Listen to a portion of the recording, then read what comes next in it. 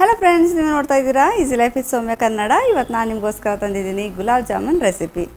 Instant gulab jamun mix ಇಂದ perfect ಆಗಿ ಮನೆಯಲ್ಲಿ ಹೇಗೆ ಗುಲಾಬ್ ಜಾಮೂನ್ ಮಾಡೋದು ಅಂತ ಈ ವಿಡಿಯೋದಲ್ಲಿ ನೋಡ್ತೀವಿ।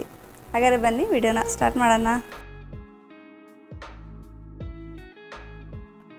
ಮೊದಲಿಗೆ ಇಲ್ಲಿ ನಾನು ಇನ್ಸ್ಟೆಂಟ್ ಗುಲಾಬ್ ಜಾಮೂನ್ ಮಿಕ್ಸ್ ತಗೊಂಡಿದ್ದೀನಿ। ಯಾವುದಾದ್ರು ಬ್ರ್ಯಾಂಡ್ ಅಲ್ಲಿ ತಗೊಳ್ಳಿ ಪರವಾಗಿಲ್ಲ, ನಾನು ಇಲ್ಲಿ GRB ತಗೊಂಡಿದ್ದೀನಿ।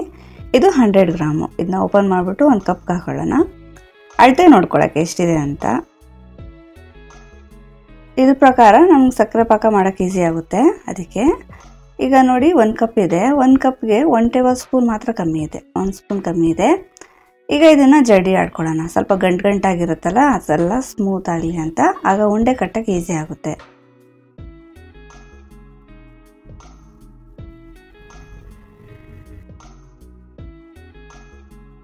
ಇವಾಗ ಇದಕ್ಕೆ ನೀರು ಅಥವಾ ಹಾಲನ್ನು ಸೇರಿಸ್ಕೊಂಡು ನಿಧಾನವಾಗಿ ಹಿಟ್ಟು ಕಲಿಸ್ಕೋಬೇಕು।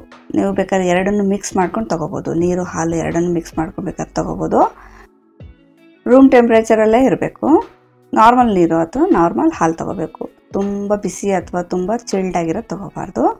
ಆಮೇಲೆ ನಾವು ಚಪಾತಿ ಹಿಟ್ಟಿಗೆ ಕಲಿಸ್ತೀವಲ್ಲ, ಜೋರು ಜಾರಾಗಿ ಪ್ರೆಸ್ ಮಾಡಿಕೊಂಡು ಆ ಥರ ಕಲಿಸ್ಬಾರ್ದು, ತುಂಬ ಲೈಟಾಗಿ ಕಲಿಸ್ಕೋಬೇಕು।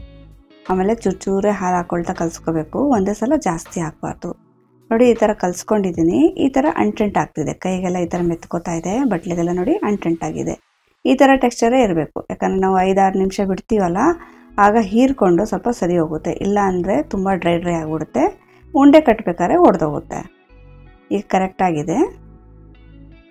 ಈಗ ಇದನ್ನು ಮುಚ್ಚಿಬಿಟ್ಟು ಒಂದು 5-6 ನಿಮಿಷ ಹಾಗೆ ಬಿಡೋಣ, ಸ್ವಲ್ಪ ಸೆಟ್ ಆಗಲಿ, ಅಲ್ಲಿವರೆಗೂ ಸಕ್ಕರೆ ಪಾಕ ಮಾಡ್ಕೊಳ್ಳೋಣ।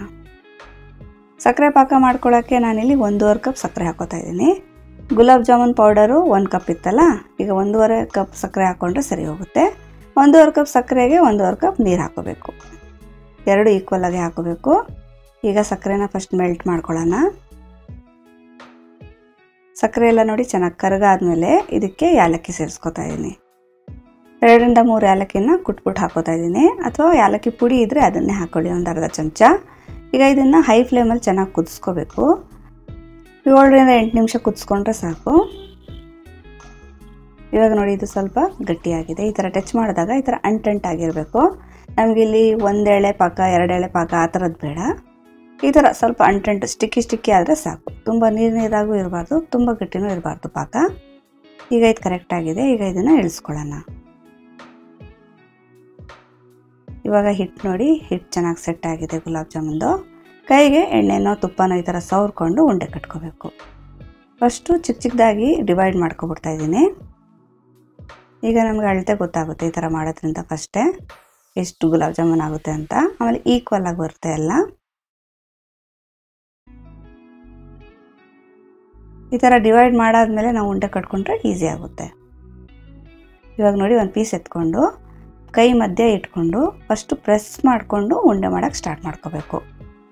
ಫಸ್ಟು ಪ್ರೆಸ್ ಮಾಡಬೇಕು, ಆಮೇಲೆ ನಿಧಾನವಾಗಿ ಕೈನ ಲೂಸ್ ಬಿಡಬೇಕು, ಆಮೇಲೆ ಉಂಡೆ ಕಟ್ತೀವಲ್ಲ ಆ ಥರ ರೌಂಡ್ ತಿರುಗಿಸಿದ್ರೆ ಫುಲ್ಲು ಸ್ಮೂತ್ ಫಿನಿಶಿಂಗ್ ಬರುತ್ತೆ, ಎಲ್ಲೂ ಸೀಳು ಬೀಳಲ್ಲ ಮತ್ತು ಕ್ರ್ಯಾಕ್ ಆಗಲ್ಲ, ಇಲ್ಲಾಂದರೆ ನಾವು ಗುಲಾಬ್ ಜಾಮೂನು ಫ್ರೈ ಮಾಡಿದಾಗ ಒಡೆದೋಗುತ್ತೆ। ನೋಡಿ ಫುಲ್ಲು ಸ್ಮೂತ್ ಆಗಿದೆ, ಎಲ್ಲೂ ಒಂಚೂರು ಬ್ರೇಕ್ ಆಗಿಲ್ಲ। ಇದೇ ರೀತಿ ಇನ್ನೊಂದು ನೋಡ್ಕೊಳ್ಳೋಣ। ನೋಡಿ ಕೈ ಮಧ್ಯೆ ಈ ಥರ ಇಡಬೇಕು, ಫಸ್ಟು ಪ್ರೆಸ್ ಮಾಡಿಕೊಂಡು ಉಂಡೆ ಮಾಡೋಕ್ಕೆ ಸ್ಟಾರ್ಟ್ ಮಾಡ್ಕೋಬೇಕು, 1-2 ಸತಿ ಈ ಥರ ತಿರುಗಿಸಾದ್ಮೇಲೆ ಕೈನ ಸ್ಲೋ ಮಾಡ್ಕೋಬೇಕು, ಲೂಸ್ ಮಾಡಿಕೊಂಡು ತಿರುಗಿಸಿದ್ರೆ ಆಟೋಮೆಟಿಕ್ ಉಂಡೆ ರೌಂಡ್ ಶೇಪಲ್ಲಿ ಬಂದ್ಬಿಡುತ್ತೆ।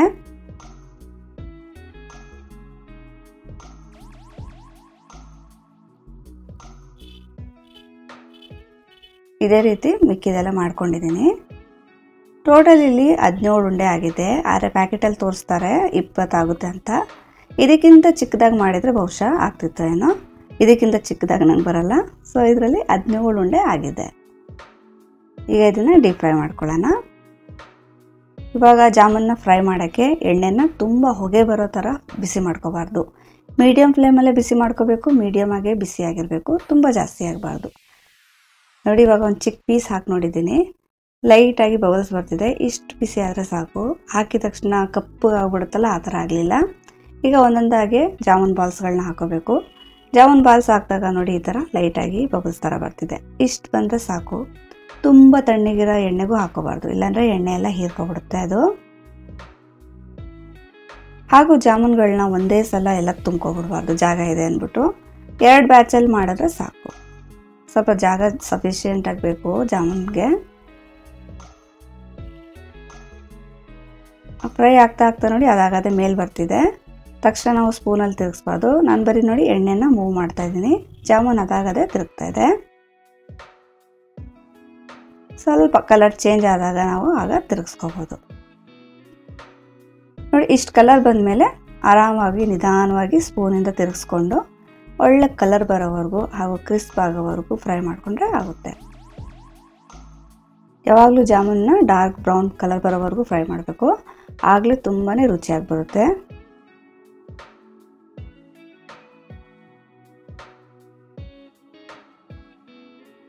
ನೀವು ಜಾಮೂನ್ನ ತುಪ್ಪದಲ್ಲಾದ್ರೂ ಫ್ರೈ ಮಾಡ್ಬೋದು ಅಥವಾ ಎಣ್ಣೆಯಲ್ಲಿ ಮಾಡ್ಬೋದು. ಎಣ್ಣೆ ತುಪ್ಪ 2 ಮಿಕ್ಸ್ ಮಾಡ್ಕೊಂಡು ಬೇಕಾದ್ರೂ ಫ್ರೈ ಮಾಡ್ಬೋದು. ಇವಾಗ ನೋಡಿ ಪರ್ಫೆಕ್ಟಾಗಿ ಕಲರ್ ಬಂದಿದೆ. ಇವಾಗ ತಕ್ಕೋತಾ ಇದ್ದೀನಿ. ಇಷ್ಟು ಕಲರ್ ಬರೋವರೆಗೂ ಫ್ರೈ ಮಾಡ್ಕೋಬೇಕು. ಇದೇ ರೀತಿ ಮಿಕ್ಕಿದ ಬ್ಯಾಚ್ ಇದೆಯಲ್ಲ ಅದು ಹಾಕೊಳ್ಳೋಣ.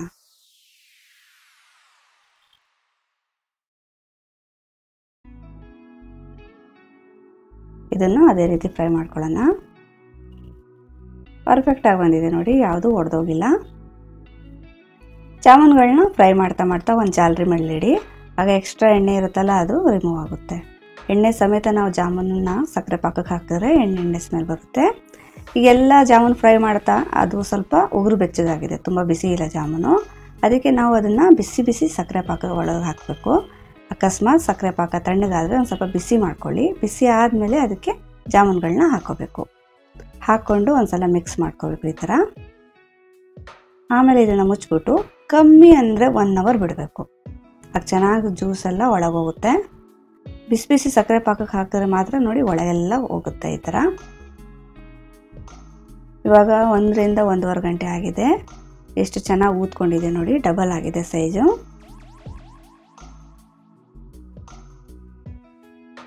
ಪರ್ಫೆಕ್ಟಾಗಿ ಬಂದಿದೆ. ಈಗ ಇದನ್ನು ಕಟ್ ಮಾಡಿ ತೋರಿಸ್ತೀನಿ. ಒಳಗೆ ಫುಲ್ಲು ಜ್ಯೂಸ್ ಹೋಗಿದೆ.